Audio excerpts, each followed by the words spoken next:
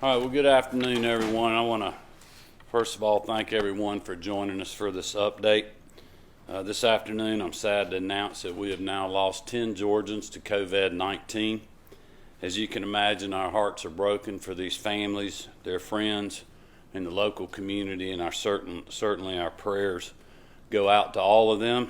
In the days and weeks ahead, I would ask all Georgians to continue to pray for these families and those in the local communities that are being affected by these tragic events that we are all facing in this very unique time. As you all know, life has drastically changed over the past weeks here in our state, across our country, and certainly across the world. Our Georgia children are now at home. Many Georgians are working remotely. Our public gatherings are few and far between, and that's for a very good reason.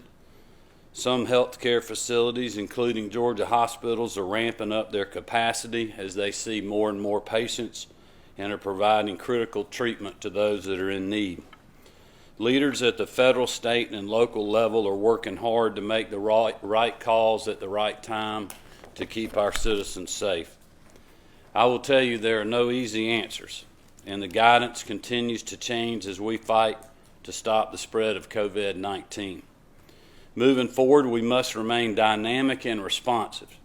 To weather this storm, we have to stay united in the fight, and Georgians deserve to have the facts to make the right decisions for their families.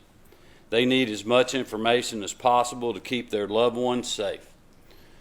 Yesterday, there were 197 cases of COVID-19 in Georgia, spanning 29 counties with 3 confirmed deaths. Today, there are 287 cases of COVID-19 spanning 36 counties. That now includes Bibb, Early, Glenn, Lawrence, Muskogee, and Peach that previously had no cases. We are actively investigating confirmed cases in certain long-term care facilities, which, as you all realize, presents a unique and time-sensitive challenge. So far, the Department of Health State Lab has conducted 508 tests for COVID-19 with 113 positive results. State officials have deployed mobile testing sites in certain regions of Georgia, and there's more that are on the way. The commercial labs have conducted over 1,300 tests for COVID-19 with 174 positive results. Due to the volume, some of the commercial tests are taking longer than the standard 48 hours to get the results back, and I'm certainly urging those labs to continue in a timely fashion as we go forward. This morning, I was encouraged by the news from the White House that vaccine development and antiviral therapies are moving along quicker than originally expected. Certainly applaud the Trump administration's leadership in removing unnecessary red tape and outdated rules to deliver real solutions for American families in this crisis. Even with these developments, we must start to prioritize COVID-19 tests for our most vulnerable populations, as well as the people responsible for care and safety. This action will conserve precious medical supplies like masks, shoes, covers, and gowns, which are becoming increasingly difficult to find due to overuse, export banning, and hoarding. Health officials on the state and national level urge the public's immediate cooperation with this. Georgia's elderly, those with chronic underlying health conditions, those who live in long-term care facilities like assisted living facilities or nursing home facilities, and those serving on the front lines as a healthcare worker, first responder, long-term care facility staffer, or law enforcement need those tests. The best way to serve the public is protect those who are protecting us. As many of you know, I recently declared a public health state of emergency in our state and authorized GEMA to work with the Georgia National Guard to activate up to 2,000 troops to assist in the emergency preparedness and response efforts as needed. On Monday, the Georgia General Assembly convened for a special session to ratify the public health state of emergency. I'm very grateful to the House and Senate for taking swift action so that we can deploy all necessary resources to help our fellow Georgians in this time of need. We also continue to update the appropriation chairman in both houses on how we plan to use the emergency spending in the amended budget. Unlike other states of emergency, this declaration allows the Department of Public Health to direct specific health care action in these extraordinary circumstances. We are moving forward using the advice of health officials and emergency management officials at all levels of government. Already we have learned of looming supply shortages at specific hospitals in Georgia. I want you to know that we have taken immediate action, working with federal officials to secure more tests as well as critically needed materials from the national stockpile. We are coordinating supply delivery to healthcare facilities that are in need, and we are certainly grateful for all of those who have offered up their inventory to help others. Your sacrifice is literally saving lives. Earlier today, the Centers for Medicare and Medicaid Services issued new guidance to the American healthcare workforce, asking for a delay in elective procedures to conserve medical supplies and to free up medical staff. The Georgia Department of Public Health, the Georgia Emergency Management Agency, and I urge all health facilities to follow this guidance as well. There is no doubt that without a question we are going to need these resources in the days and weeks ahead. As the number of Georgia cases continues to rise in communities across Georgia, hospital bed space continues to remain a serious issue for us all. State agencies are working in tandem to determine the existing capacity and run the numbers on potential needs. This work is ongoing, and we will continue to provide updates as this situation changes. Fortunately, we continue to receive offers from the private sector, including great companies like Walmart, the Atlanta Motor Speedway, UPS, and others, to name a few, to utilize private real estate and other resources should the need arise. We are grateful for that offer. At the Georgia Public Safety and Training Center in Forsyth, Georgia, GEMA has almost completed installation of a new patient isolation zone that will be ready for emergency housing units. Hard labor at Creek State Park is still an asset to our disposal, with 7 trailers on site if patients with COVID-19 have no alternative housing during the recovery. We have 1 person there today. In accordance with public health state of emergency that I declared, all elementary, secondary, and post-secondary public schools closed yesterday on March 18th. That will go through March 31st. In many circumstances, online learning will continue, and both the University System of Georgia and the Technical College System of Georgia have moved to online learning for students through the end of this semester. On a case-by-case basis, school officials are working to accommodate students who require in-person clinical experience to complete their coursework. As you can imagine, many of these individuals are needed on the front line of this healthcare fight. I wanted to also address something that sadly is true. Misinformation is certainly rampant in times of crisis. I want to thank all of the Georgians out there who have alerted my office to potential scams. We are working very hard to keep people apprised of what we discover, and I encourage people to continue to rely only on official sources for information. If you see something suspicious or hear about it, please let us know. Part of our response includes a new COVID-19 hotline for all Georgians. On average, our team has been receiving 700 to 800 calls each day to share public health information and to connect people with the resources that we have available for assistance. I'd like to give you that number now. 1-844-442-2681. Again, that's 1-844-442-2681. Right now, we have 209 passengers from the Grand Princess cruise ship remaining at Dobbins Air Force Base Reserve. Officials are making plans to get people home to their states when they can be safely returned. As you know, we had up to 487 people there at one time. As you can imagine, as a husband and father of 3 girls, I understand the concerns and the fears by people across our great state. Despite all of the unknowns, know that we are working to prepare for and respond to any scenario. Our top priority is the safety of our citizens in every corner of this state. As we work to flatten the curve and keep communities safe, we are certainly mindful of all of our small businesses that are affected by this crisis. They are the lifeblood of local communities and employ millions of hard-working Georgians. As a small business person for over 3 decades, I've known firsthand the stress and strain this pandemic has caused on Georgia entrepreneurs and job creators. I'm proud to report that yesterday the U.S. Small Business Administration processed Georgia's paperwork to allow small business owners to apply directly for economic injury loans. This application is now available online directly through the SBA. To stop the spread of coronavirus, we must follow the guidance that we have been receiving from federal and state health organizations as well as the leaders. Regularly wash your hands. Practice social distancing. Go at all costs and protect the elderly and chronically ill and get them to stay at home, especially if you are sick.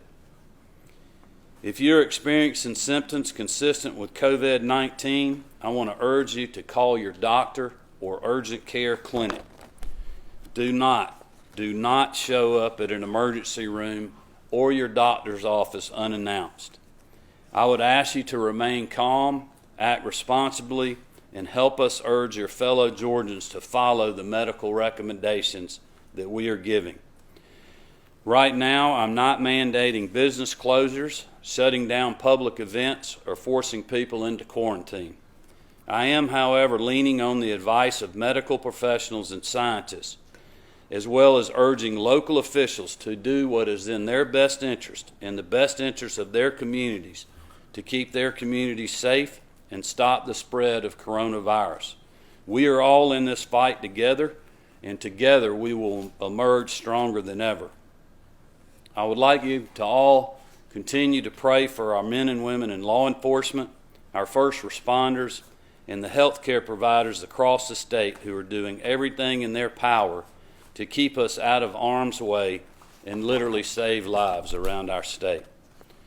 To all of the business owners who stepped up to offer assistance, who had to make tough decisions for the greater good, the future may seem uncertain, but know that we stand with you.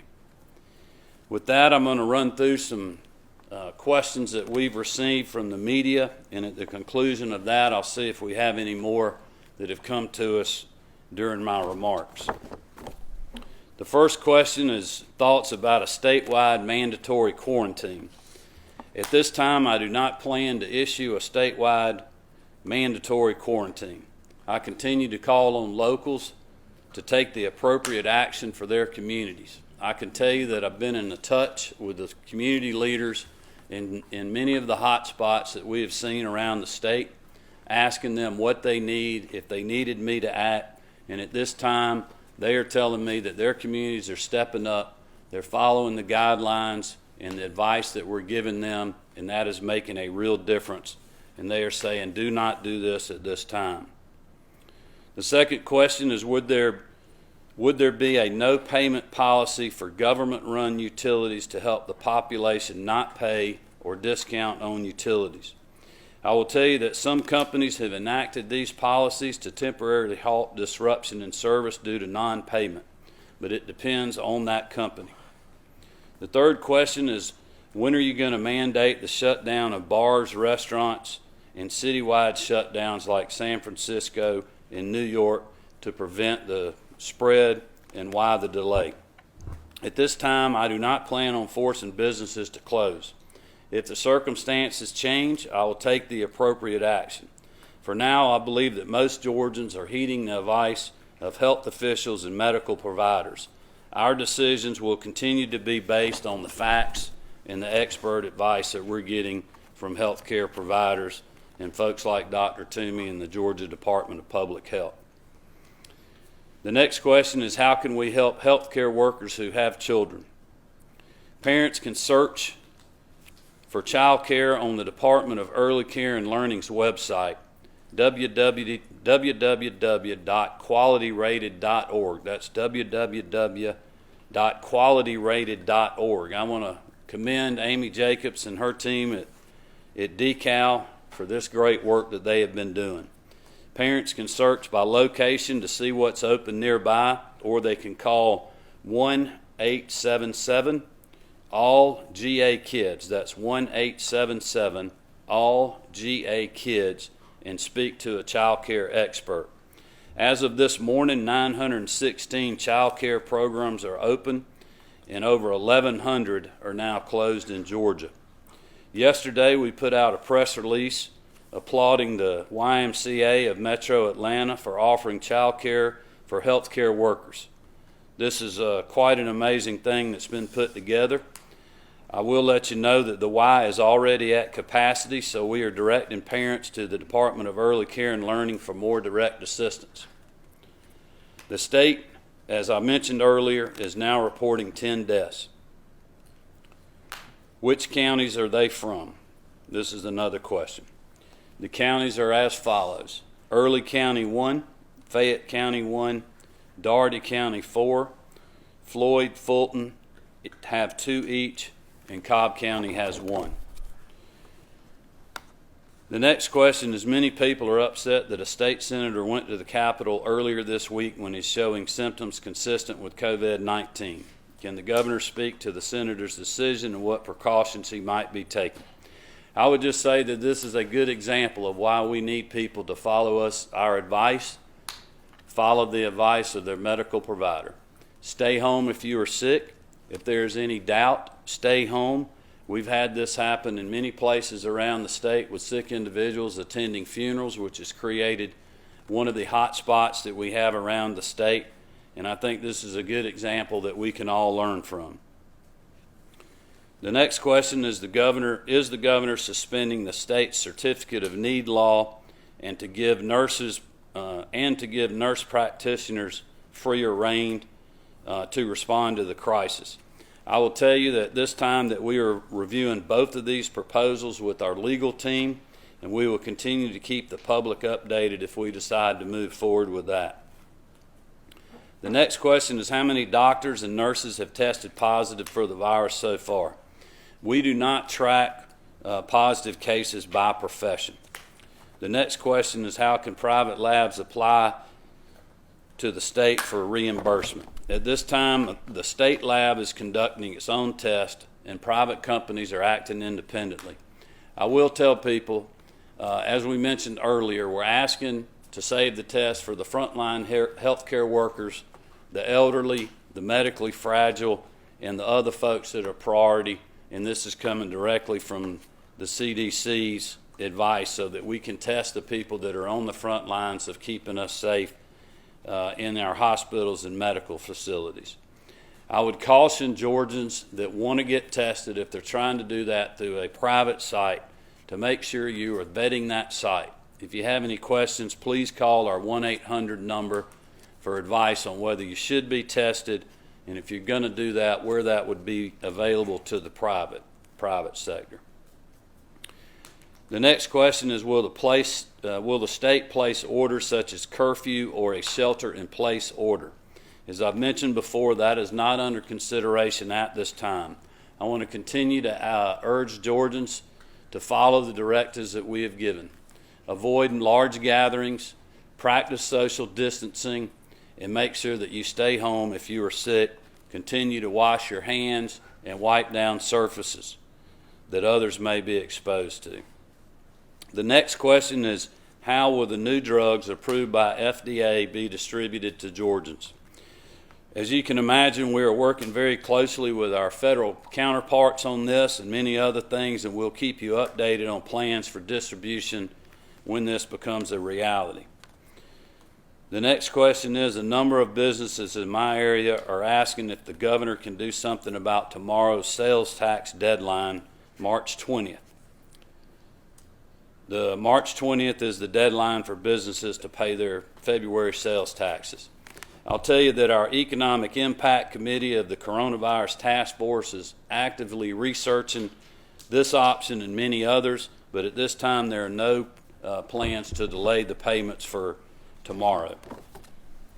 The next question is, restaurants in my area want to know if the governor has the power to waive rules on alcohol sales coming out of the door. They have a large amount of alcohol they cannot sell with the closure of dine-in sales, and they also need the cash flow. I will tell you that we are continuing to work with the hospitality industry to look into this possibility as other things that they are trying to work with us on to help them in this great time of need. As you can imagine, that is an industry in our state with many others that have been severely affected very quickly by these happenings. The next question is, does the governor have a message to houses of worship for this week's service? While many in Atlanta are not meeting, we are seeing a significant number of churches and other religious organizations holding services in rural Georgia. I would urge people to please consider moving those services online. We have seen several instances around the state where members of congregations have been affected, and before they know it, they are spreading that in their local community. I know firsthand what a tough call that is. My church has experienced the same, moving from not electing to do that last Sunday, but moving to completely online this Sunday. I know many people have differing opinions on that. I'm very sympathetic to it, but I will tell you that there are real-world solutions, that are real-world problems that have happened out of infected people going to these services and helping spread and create hot spots around our state. So I would ask those religious leaders to pray deeply and to consider holding services online or delaying those services. The next question is, I'm interested in hearing the latest on the regional test sites that the state is working with FEMA to set up. Are those close to being ready? Yes, they are. Those lists are underway. We'll be announcing that as soon as we can, but I can tell you that those facilities are being stood up right now. There was some soft testing that began yesterday to make sure we have the process and the procedures down, and we'll continue to share that information with the public as soon as it becomes available. The next question is, what is my message to Georgians who are worried about making ends meet because they've been laid off or lost hours at work because of the crisis? I can tell you that here in Georgia, we continue to work with the Labor Commissioner Mark Butler and his department to issue guidance and help people in this difficult time. I know from my call today with the President and the Vice President and the nation's governors that they are continuing to follow this issue very closely, especially industries that have been adversely affected when you think about the state of Georgia. The airline industry, hospitality industry, the convention center businesses, and certainly small businesses that have made the tough choice to shut down or been forced to do so. The next question is, how concerned is the governor about the situation in Albany? I can tell you that I'm very concerned. There were 2 funerals in Albany that have led to multiple cases and possibly 4 deaths in Dougherty County. This situation could not be more serious.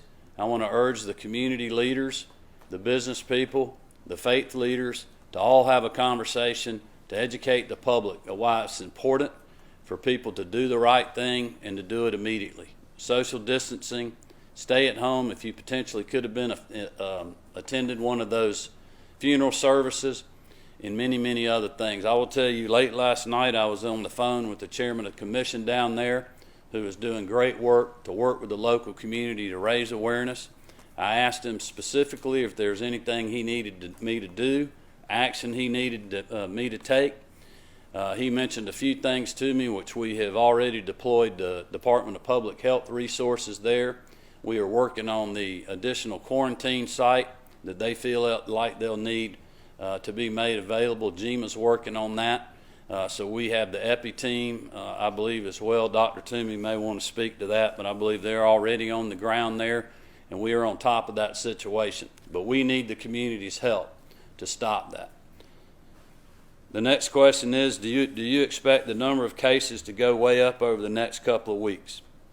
Absolutely, I do. I believe, as we've said early on, when we didn't have many tests back and we didn't have many results in, that the more we test, the more we will find. We certainly saw that today. I think that will continue. And I will tell you that our whole team that is literally working 24/7 on this continues to analyze the data, not only here in our state, but comparing that to other states and cities around the country so that we can gauge how that situation continues to move, and we will continue to do so and continue to base our decisions on that data and the advice of our medical community. The next question is, how close are we to capacity on ICU beds and ventilators statewide? I will tell you that the Coronavirus Task Force has taken an inventory on our resources to see what we have available now, but also to think through what are our needs going to be in a week, the next 2 weeks, and potentially further out than that. We've got a great team, and there's many people working on that issue. We've had great cooperation with the medical community, especially the hospitals around the state, and we have folks looking at procurement and other things to help us solve that problem. For those of you that followed the call with the president and the vice president today, I've asked them to consider keeping the federal medical facility that was stood up to support the cruise ship passengers that we have been housing at Dobbins. I've asked them to consider leaving that facility stood up after they leave to help us with the surge that we are starting to see and that I believe that we will see in our metro Atlanta hospitals. But Georgians should know that we are going down every nook and cranny to find resources that will make bed space available to the hospital.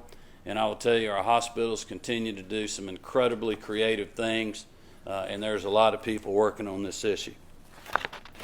The last question I got, and then we'll turn over and see if we had anything else come in, is could Governor Kemp talk about the state revenue picture and what he thinks this means for the end of the current year budget and the upcoming budget in 2021.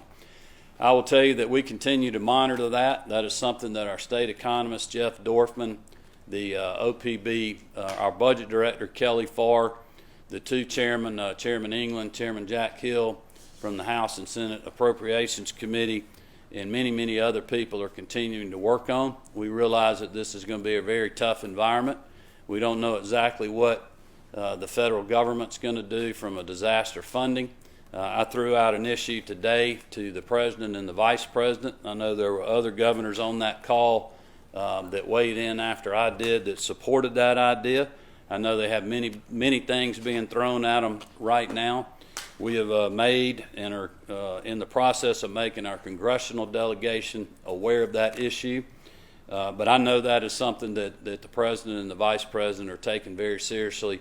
And there's been great conversations. We've had conference calls with them weekly or bi-weekly that are, have lasted, some of them as long as an hour and a half, hour and 45 minutes. Today, I know it was at least an hour and 15 minutes. They answered every single question from whatever governor that wanted to ask it. And they got a lot of ideas on their plate. But the thing is they're considering those, and they're hearing from the governors who, like the local communities, are on the front lines of this battle, and I certainly, for one, appreciate that. But we'll continue to monitor that very carefully. With that, I'm going to see if we have any other questions that have come in.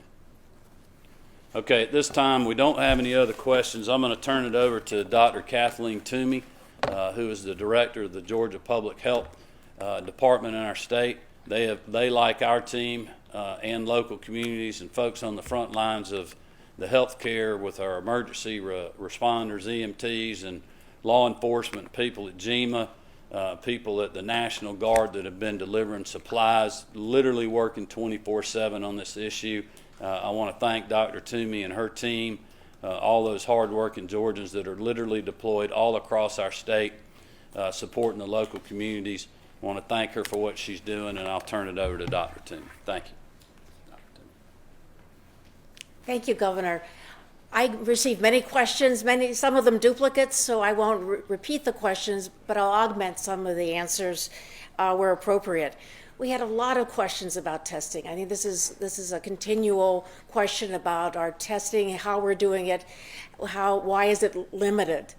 We have right now newly purchased 500 test specimen collection kits. So this is to be distinguished from the test that's done in the lab. You need a specimen collection kit in order to secure the specimen to send to the lab.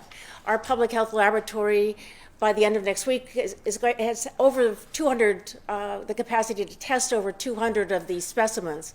But you need to have these swab kits to secure the specimen. So we have 200 now, 500 now. We will distribute them across the state. And in addition to these 500, we'll be getting additional large number of test kits, as well as testing to be done by a private laboratory, to be done at the newly stood up kind of, I'd call them SWAT sites across the state. I wanted to talk a little bit about that because there's some confusion about who can be tested and also how that process works. The high capacity sites were actually selected precisely because there are some areas of the state disproportionately affected. Metro area and Bartow and Rome area have many cases. And as the governor noted, some of these cases actually emerged out of church services, so we're particularly sensitive to this issue because of the way we've seen spread in these areas. So we have selected Cherokee County as the site, as a testing site, not because of the actual central location to serve both Rome, Bartow, as well as the greater metro area. And we are hoping we'll be able to do over 100 specimen collections a day, if not more, once these are ramped up. And we're hoping that will be done, will be set up as early as tomorrow, and certainly working in progress by next week. The second site where we have one of these high capacity sites will be Albany.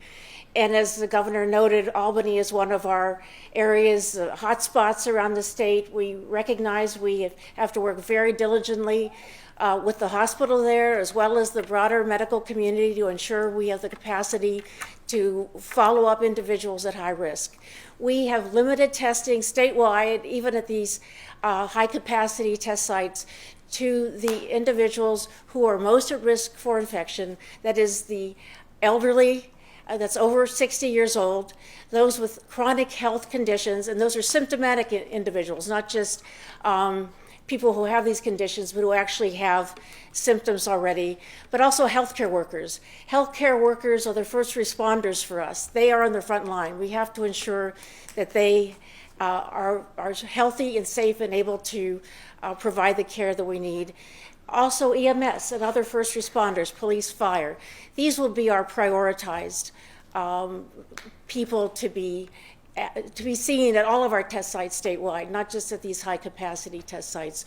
We have worked with the private sector, both hospitals as well as private sector physicians, community health centers, others, to get these guidelines out and to arrange a mechanism to actually have referrals into these sites. And so it's a simple process to make this referral.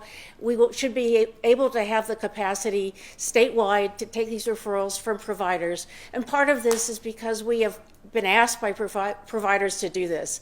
Many primary care providers and pediatricians, family practitioners, others across the state don't have the capacity within their offices. They don't have the equipment, don't have these specimen collection kits to do this testing. We want to be able to allow them to do this testing, and we will be working in partnership with them. So this response is literally a public-private partnership, the healthcare system partnership with providers at the local level, hospitals across the state, and public health across the state. So we have all hands on deck, all of us, whether you're in the private sector, a hospital sector, or public health.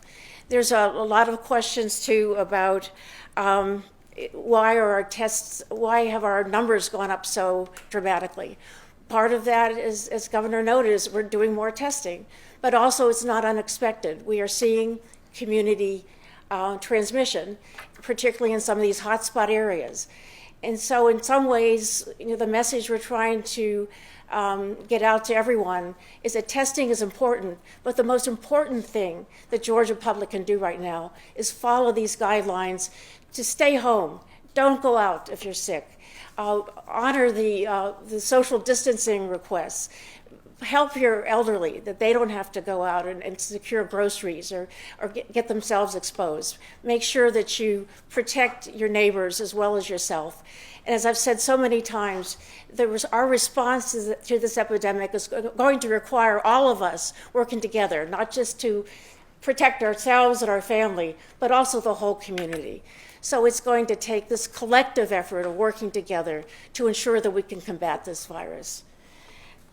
And I believe that's most of the other questions I had.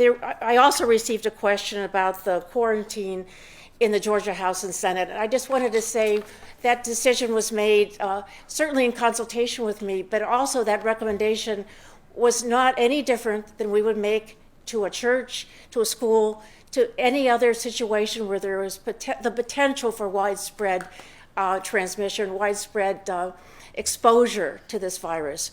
And it's the right thing to do. We're so concerned that we want to stop transmission wherever possible. And so this was not done just because they were legislators. This was done because this is what we need to do in every situation where this kind of exposure may occur. And I think that answers most of the other questions that I had. Thank you very much.